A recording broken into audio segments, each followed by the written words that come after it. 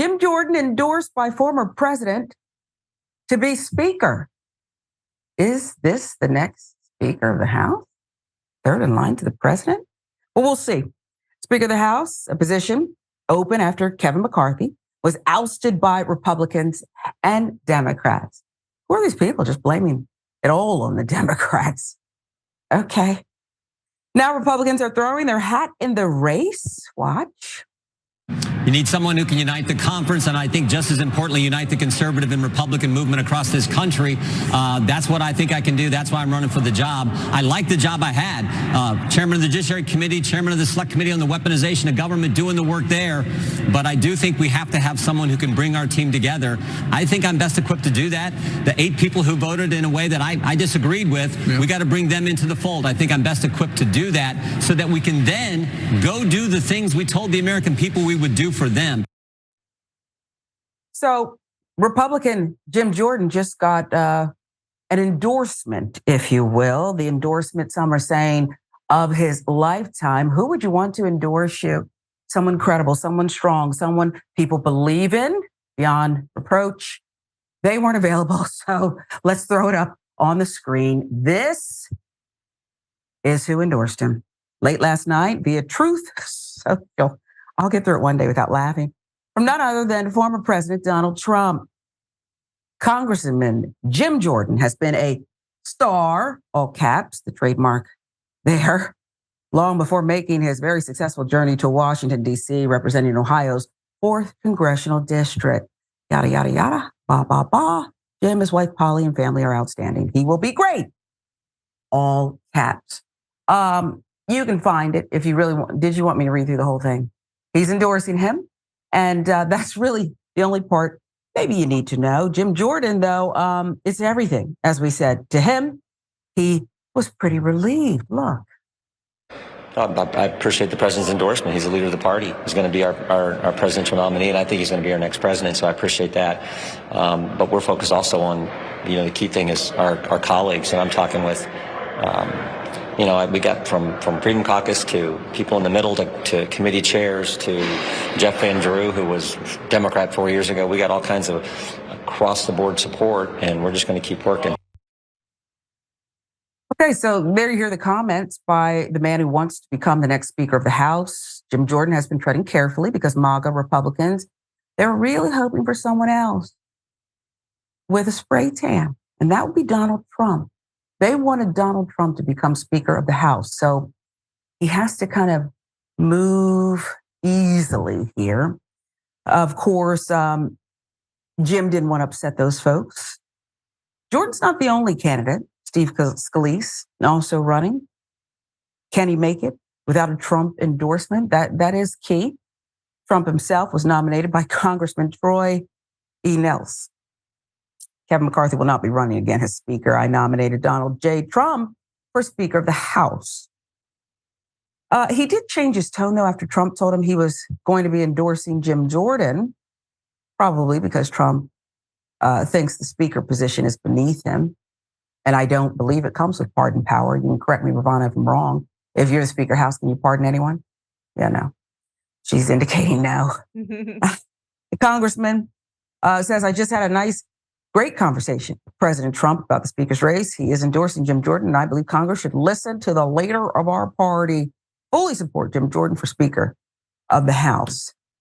But 10 minutes ago, you were supporting former president, but whatever. Rayyvana, this is interesting. This thing between Scalise, who's moving more quietly. He's kind of working back channels, and I don't know how much traction. I'd like to know your gut on whether he can pull it off without, the former president saying, this is who I want. And then it's just like you're anointed. Yeah. I don't want to, I'm going to frame this as an internal struggle between the establishment wing of the Republican Party and the Trump wing of the Republican Party. But I want to be clear that there isn't a meaningful difference between those two wings as far as policy goes. And by no stretch of the imagination is Steve Scalise, or should he be considered a moderate Republican. This is someone who has time and time again been described as David Duke without the baggage. he is just as radical as someone like Jim Jordan, although, he doesn't have that history of covering up sexual abuse while he was working at a university. Jim Jordan does have that. But what you're seeing here is the Republican establishment backing Steve Scalise, the Kevin McCarthy supporters, which there are more of them than there were the 8 members that voted against him. But the supporters are sort of falling in line behind Steve Scalise. He was or still is, the House majority leader. So theoretically, he's next in line to be ordained Speaker of the House, whereas Jim Jordan, although he is in party leadership, hasn't served as long as Steve Scalise, doesn't have the same connection, the same career as an establishment member that Steve Scalise has. I think that Steve Scalise is still ultimately going to end up successful. I think that he has a better reputation than Jim Jordan does, although, a better reputation amongst the Republican Party. What does that really mean? It's nothing phenomenal. And I think that particularly because the speaker is someone who has to be very careful in their actions and in their decisions moving towards 2024, because the Republicans are facing a lot of tough re-elections for their House members, particularly as we're seeing state Supreme Courts shoot down the racist gerrymandering that helped the Republicans pick up these seats and take control of the House in the first place.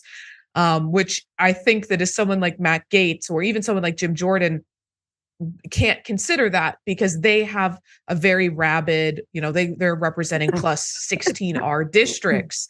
They're not considering what someone in the leadership, what the party establishment is going to want a speaker to consider. I think ultimately, the Trump, they're all the Trump wing of the party at this point, but the Matt Gaetz wing of the party, to be more specific, has been able to successfully stage this small coup over Kevin McCarthy. But I think ultimately what we're going to see here is the establishment is still going to get the person in place they want.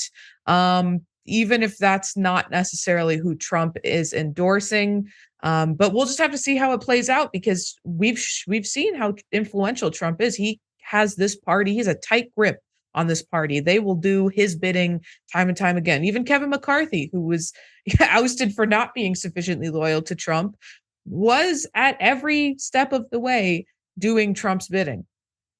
Yeah. And so I wonder, what's really going to change here? It doesn't seem like, and you made the point eloquently, that much is going to change here. I know it won't be a fair fight, so that we can, is politics really fair? But this will be extra dirty behind the scenes. So I don't know if Scalise is going to squeak it out, but like you said, Jordan, Scalise, McCarthy, whatever. I think that this thing where you blame and by the way, if it is Representative Jordan and he becomes Speaker of the House, if I'm Representative Jeffries, the minority leader, the first thing I would do is move for hearings on, I don't know, sexual abuse of wrestlers in college. And then I'd randomly pick a college like Ohio State. And I just want to study it. It's a real issue. And hopefully no one would object to that. We just all want to get to the bottom of it. Is it fair to blame, this is a residual from the ouster, Democrats for not doing more to keep Kevin McCarthy propped up? It is a fascinating argument that I've seen a lot of the Kevin McCarthy backers make on cable news, because Kevin McCarthy, by all reports, didn't even ask for their help. He refused to humble himself to ask the party that he has been shaming throughout the media, shaming on the floor of the House time and time again. But he knew that he needed them, but he was too proud a man to go ask for them to make a deal for him. And to be honest, I don't know if they would have, because Kevin McCarthy is a radical, anti-democratic Republican. He voted not to certify election results coming out of Arizona. He attempted to overthrow democracy as we know it in our country. Oh, that. Yeah. So, he didn't try to make the deal in the first place. So I really don't think it's fair for any of these Republicans to blame the Democrats when, they didn't even ask. Yeah, he didn't ask. And the other part of it is he lies all the time. I can't remember. That just means I'm getting old. The word that you used for it a couple seconds ago, but He lied again and again and again. So even if they said, you know what, you smell horrible. I don't even want to stand next to you, but I'll work with you if we can work out this thing. I really need to get this done. There's no way he would have done it. He's reneged on deal after deal. And so what are they supposed to do with that? Okay, he was in it for himself. And now he's not in the speaker's chair anymore. Does that mean he has to give up that gavel? Does the gavel go with the position, Rayyvana? Or does each one get their, okay. I thought like that's part of your deal. Like you keep the gavel forever.